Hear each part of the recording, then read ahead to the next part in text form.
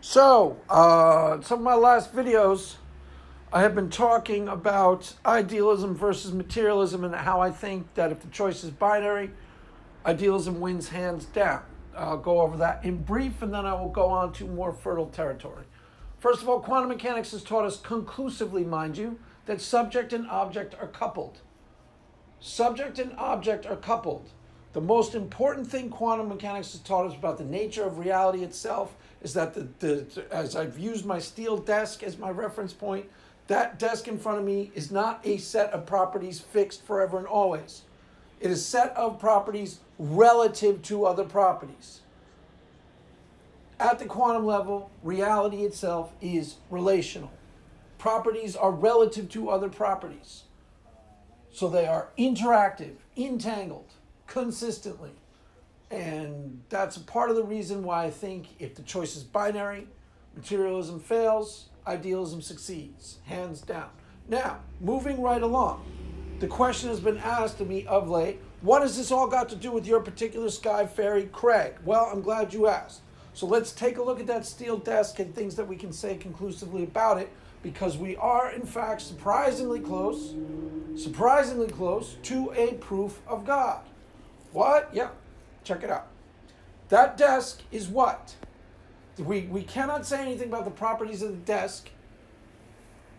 It is a set of properties relative to other properties, but one thing we can say conclusively about the desk, forever and always true, is that it's a relationship. Me and the desk, we're in a relationship. I love it so bad, but it's treating me now. Think about the word relationship. It's a gooey word, right? It's a little bit more spiritual than your typical hard-headed scientist word. Relationship. It's a beautiful word, Craig. It's all love, man. All you need is love. Bum, bum, bum, bum, bum, bum. All you need is love for the steel desk. And love is all you need. I love you, steel desk. I love you too, Craig. All right, just get weird. All right, moving right along.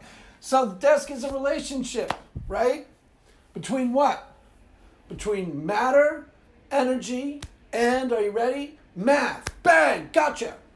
Huh? Say it again. This time listen very carefully. What we can say about the desk conclusively, forever and always true, is that it's a relationship between what? Matter, energy, and math. Bang! Gotcha again.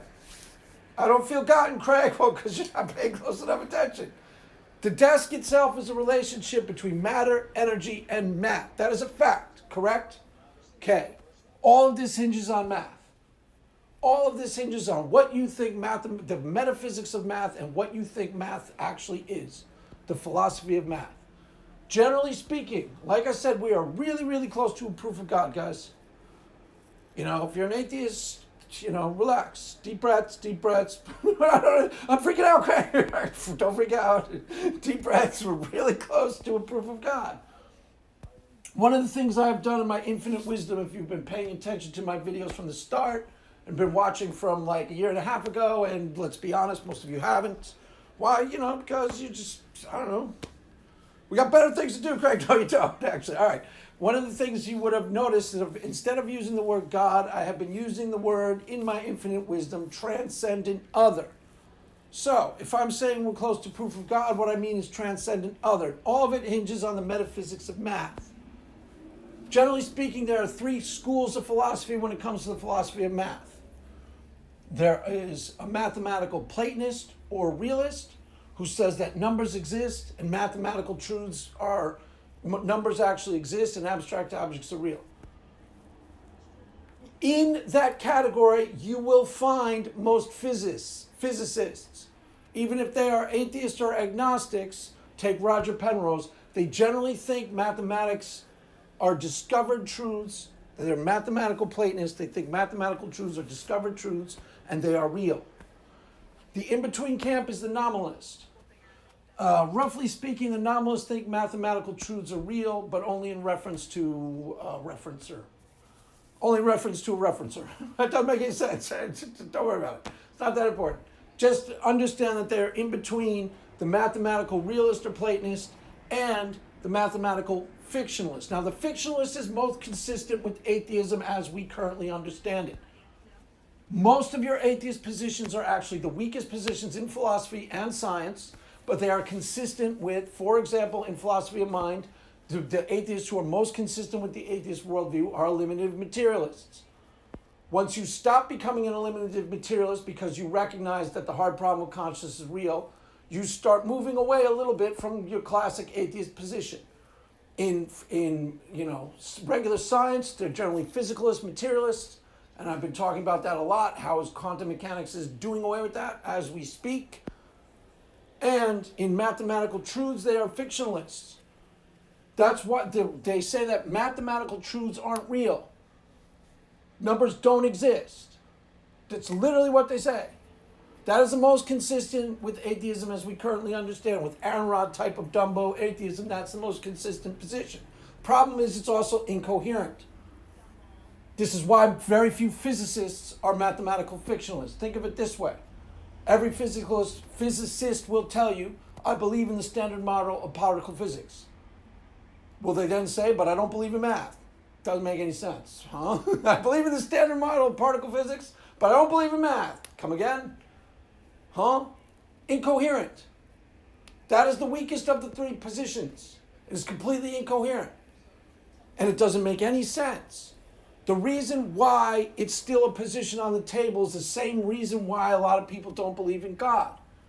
Why? Because mathematical truths, if they are in fact true, are immaterial and invisible.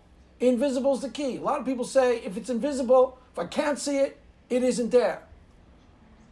Immaterial has no spatial, temporal locality. If I can't see it and it isn't present, it isn't real. That's the point. That's why this is actually closer to a proof of God than you think.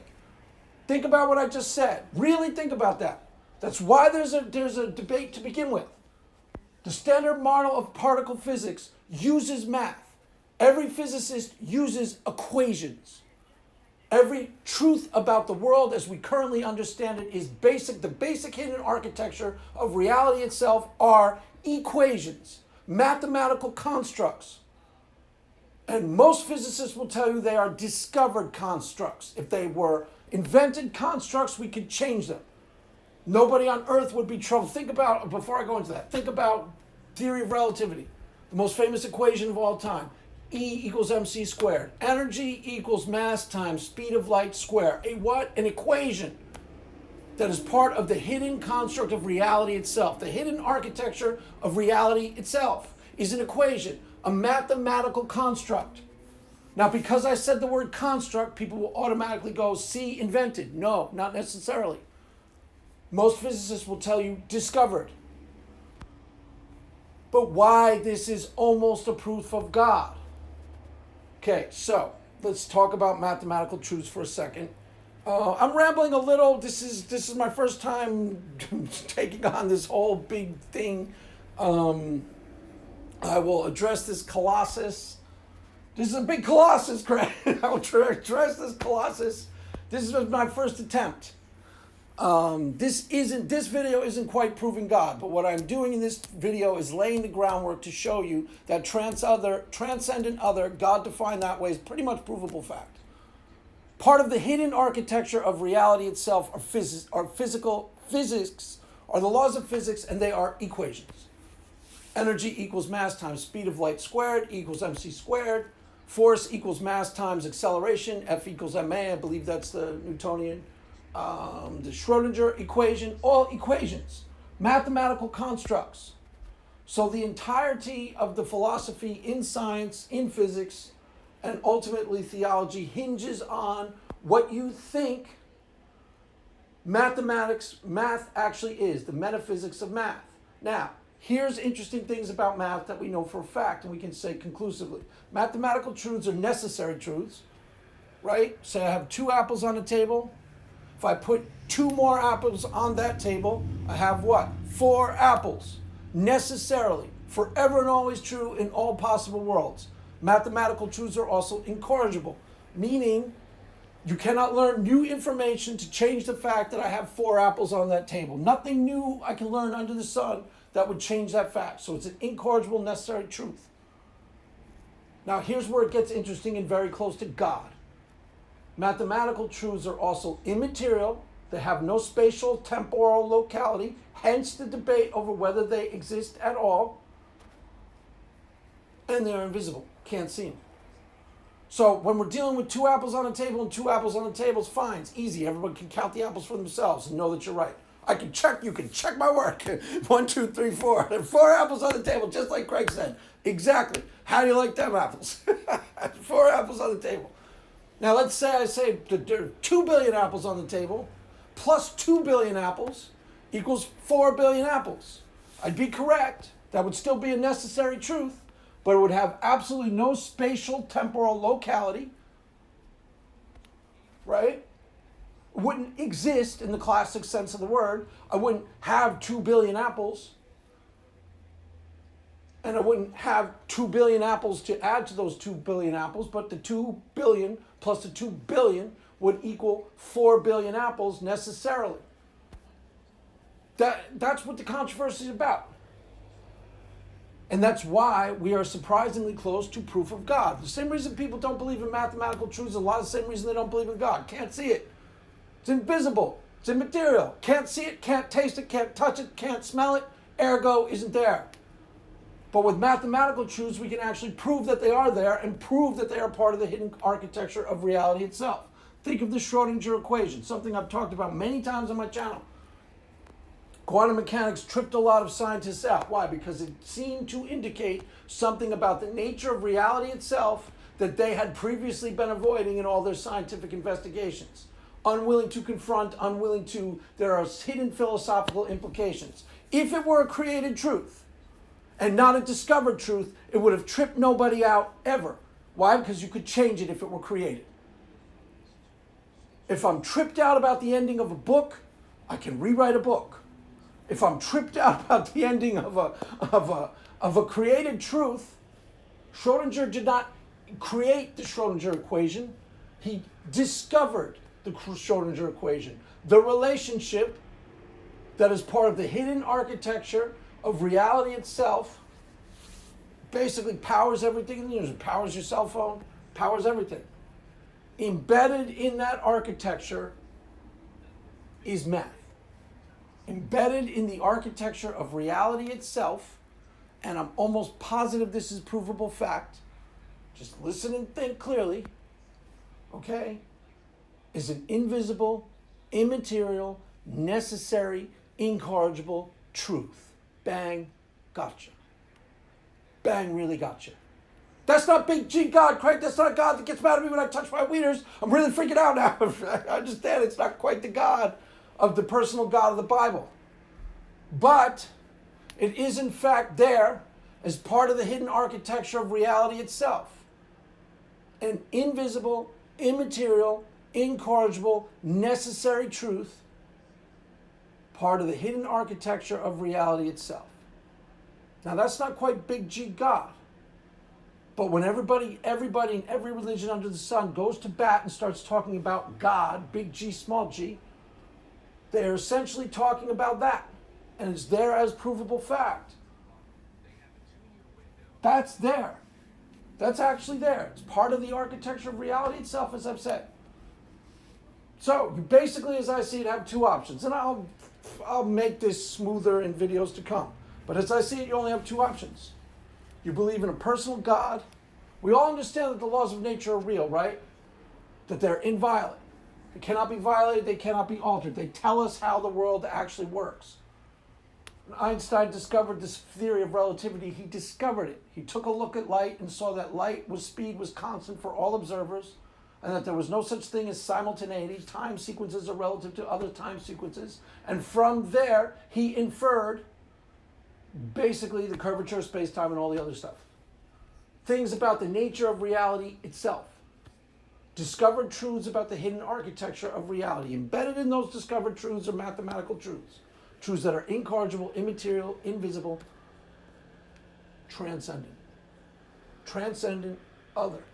Right there in front of your face. Embedded in the nature of reality itself. Transcendent, other. Yeah, I really think I got you. I really honestly think I do. I'll elaborate. I really do. Call me crazy, but I think this is a slam dunk game over. I really do.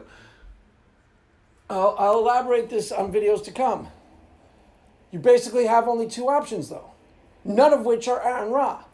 You don't have to believe in a personal God. I don't care if you think that immaterial, invisible, necessary truth is personal God, because I didn't necessarily say it was, did I? No, I just said it's part of the hidden architecture of reality, and it's actually there as provable fact.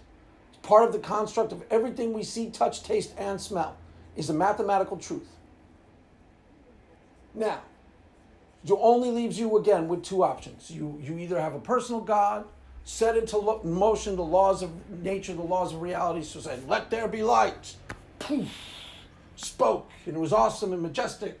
Let there be light, and let the speed of light be constant for all observers, and let there be no such thing as simultaneity and time sequences relative to each other, relative to that light.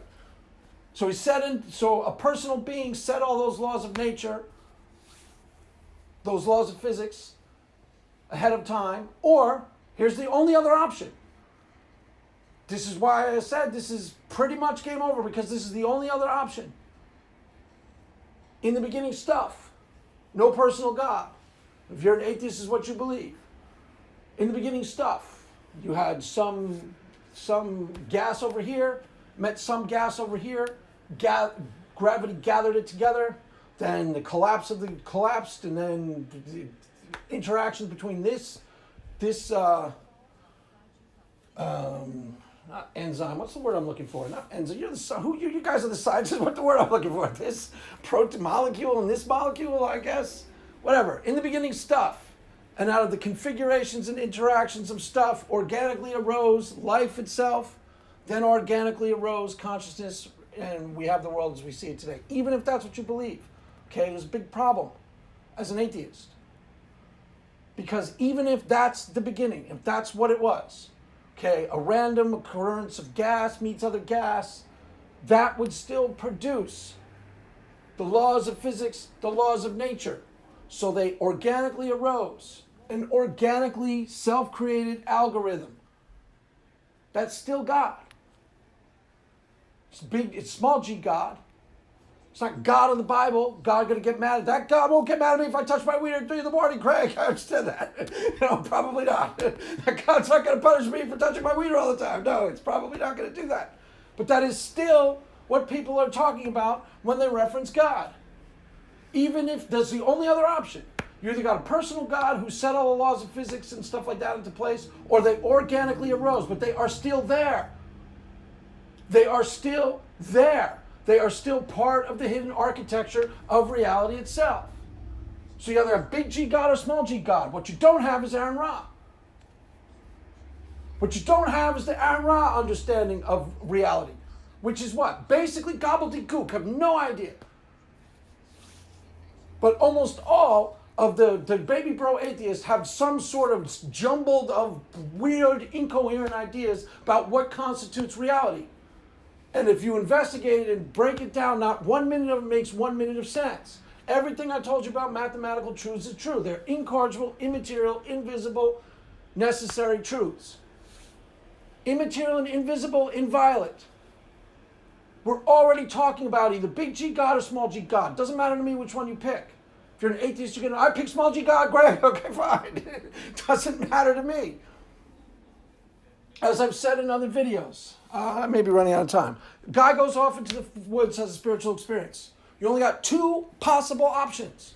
He's either tripping out on an interaction with the living God, or he's tripping out on his brain chemistry. Either way, I don't care. I win the debate either way. He's tripping out on his brain chemistry, Craig, freaking out, it's got to be true. Okay, fine. I don't care. I still win the debate. Why? Because I can tell you exactly how he can take those experiences and amplify them so that they're 100% real to him. Doesn't matter to me if he's only dealing with his subconscious mind. Doesn't matter to me. Either way, I win the debate. How are you winning the debate? Because that's how I structure debates, guys. I structure them so I can't lose. You only got two options when it comes to transcendent other. Either a personal God who set the laws of physics into place. Either way, you're going to have to deal with the laws of physics. Either way, I win the debate. It's either big G God or small G God. I don't care which. I really don't. It's there. Transcendent other. Part of the hidden architecture of reality itself. Laws of physics. You know they're truly true, right? It's what's powering your cell phone right now as we speak. No, it's not quite a personal God. Or, maybe it is. Investigate. Pray. Cry out. Fall on your face and cry out. Find out if it is. But if it's not a big G God, it's still a small G God. It's still an algorithm, an eternally recurring algorithm. I mean, if you believe in evolution, you believe in basically an algorithm, right? The striving of life, which rewards some behavior to survive and disincentivizes other behavior. What is that? That's an algorithm. Hello? Hello? If you believe in evolution, and every single solitary person listening who's an atheist believes in evolution, that's still an algorithm. There's still small G God. Still small G God. I mean, that's how I see it. I'll elaborate. I don't think I'm really there with you, Craig. I understood some of what you said, but okay, all right, relax. Relax. Deep breaths. Deep breaths. I'll clarify it more in videos to come. That's just my first bite of the apple, so to speak. That's my first rodeo when it comes to proof, but that's really, really close to game over, as far as I'm concerned. All hinges on the metaphysics of math. And there are two positions in the metaphysics of math that are incoherent. The reason why the Quine was the greatest mathematician in the last 200 years or so. He called himself a reluctant Platonist, a reluctant realist. Why reluctant? Because when you say mathematical truths exist, you present a problem for yourself. Okay, those abstract objects, those abstract truths, those abstract axioms exist. Where? I already told you they're invisible. And they have no spatial, temporal locality. So where do they exist? For a theist, it's easy, mind to God. For an atheist, or a rock, or a baby, for an atheist, or a rock, or a baby, it's not quite so easy to address. It's not really that easy to figure out where. That's why I said this is pretty close to game over. Why? Because mathematical truths are real. The metaphysics of math, mathematical truths are part of the embedded nature, hidden architecture of reality itself. The Schrodinger equation is an equation. It is a discovered equation. The theory of relativity is an equation. It is a discovered equation hinging on immaterial, invisible, necessary, incorrigible